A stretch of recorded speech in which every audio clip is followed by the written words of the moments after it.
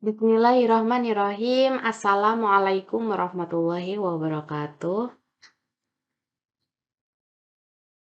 Halo teman-teman semua, para akademisi maupun para peneliti, dimanapun berada dan dalam waktu yang sangat berbahagia ini, kita hari ini akan belajar bersama terkait dengan reference manager.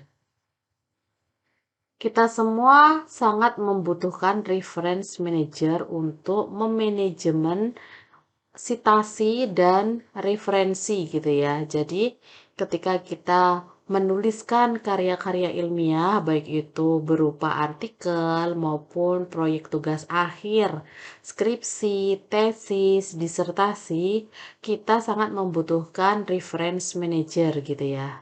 Sehingga ketika kita menulis itu kita tidak dibingungkan dengan ini citasinya yang mana, referensinya nulisnya masih manual kayak gitu ya.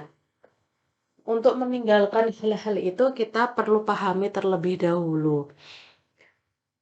Manajemen yang digunakan untuk mengelola referensi dalam penulisan karya ilmiah, baik artikel maupun tesis, terus dokumen-dokumen penting yang dapat disitasi gitu ya. Itu menjadi bagian untuk memudahkan kita dalam sebuah penyelesaian penulisan karya tulis ilmiah gitu ya.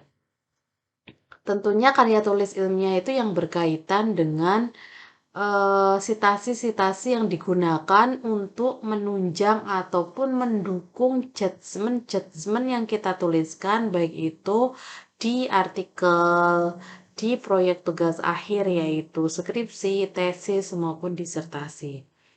Dokumen-dokumen apa yang biasanya disitasi? Nah, banyak sekali kita sudah sangat memahami dengan spesifik gitu ya, bahwa dokumen-dokumen penting yang dapat disitasi itu bisa berupa e-book, terus ada book session atau book chapter, case, computer program, conference proceeding, ensiklopedia artikel, film, generic hearing, jurnal artikel. Nah, biasanya yang paling banyak itu ya ketika kita memahami bahwa suatu karya tulis ilmiah, yaitu artikel yang akan disubmit ke berbagai jurnal gitu ya. Di jurnal apapun, biasanya jurnal itu memiliki kriteria tertentu atau syarat dan ketentuan tertentu untuk bisa dipublikasikan di jurnal tersebut. Salah satunya adalah biasanya yang saya baca dan kebanyakan itu artikel yang dituliskan itu harus mensitasi hasil dari publikasi baik internasional maupun nasional. Nah, tentunya pada nomor 10 yaitu jurnal artikel ini sangat dibutuhkan sekali dalam sebuah penulisan karya tulis ilmiah gitu ya. Nah, dalam hal ini kita akan dimudahkan untuk citasi dan pengelolaan referensinya secara otomatis. Tentunya kita akan belajar terkait dengan bagaimana reference management gitu ya, bagaimana reference manager yang perlu kita gunakan untuk mensitasi gitu ya. Biasanya kalau jurnal walaupun mungkin memiliki berbagai perbedaan antara satu jurnal dengan jurnal yang lain, tetapi pada umumnya, pada intinya, setiap jurnal itu pasti memiliki syarat dan ketentuan terkait dengan misalnya nih, 60% artikel yang ditulis harus mensitasi dari hasil artikel publikasi internasional kayak gitu ya. Nah, itu yang menjadi hal penting untuk kita bisa memanajemen dokumen-dokumen yang kita citasi dalam penulisan karya tulis ilmiah kita. Oke, dokumen penting yang lain apa ya kira-kira? Misalnya ada magazine artikel, newspaper artikel, pattern report, statute, television broadcast, tesis, web page, dan working paper. Jadi banyak sekali ya. Kadang kalau misalnya teman-teman akademisi, maaf, teman-teman akademisi maupun teman-teman peneliti kayak gitu ya, ketika menuliskan sesuatu pasti akan menuliskan idealnya seperti apa ya.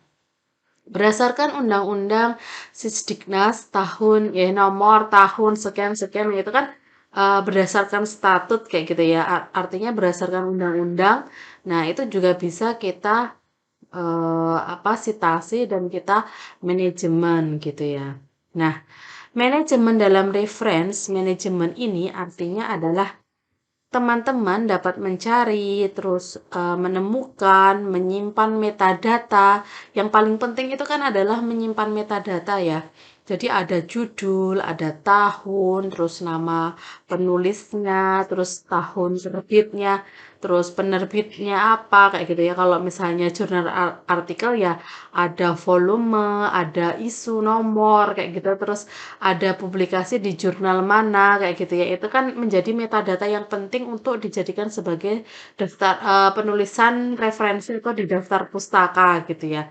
Artinya ketika sitasi itu hanya akan tertulis sesuai dengan stylenya kayak gitu ya. Eh, sehingga manager reference manager itu juga dapat menemukan kembali jika dibutuhkan dokumen-dokumen penting tersebut. Nah, manajemen referensi ini sangat penting bagi teman-teman yang hobi menulis gitu ya, menulis karya ilmiah tentunya yang paling utama. Karena reference management software yang digunakan dapat mengelola dokumen digital dari referensi tersebut.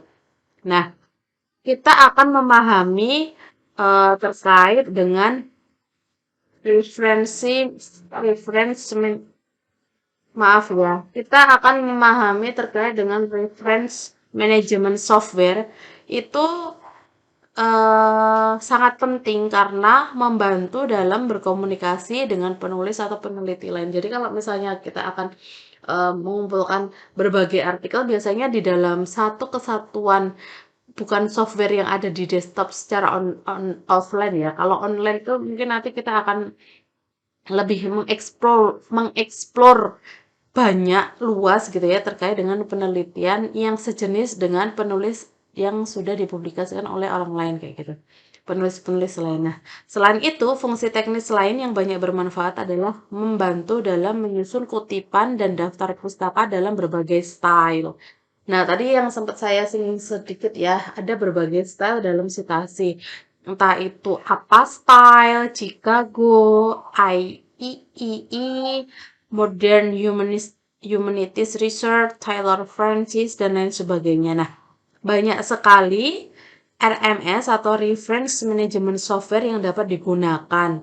Misalnya sebagai eh, contoh gitu ya, RMS populer yang digunakan itu misalnya ada Mendeley, EndNote, Zotero, ReefWork, dan lain sebagainya. Nah, di sini nanti kita akan belajar bersama bagaimana Mendeley itu bekerja dalam memanajemen sitasi dari teman-teman semua.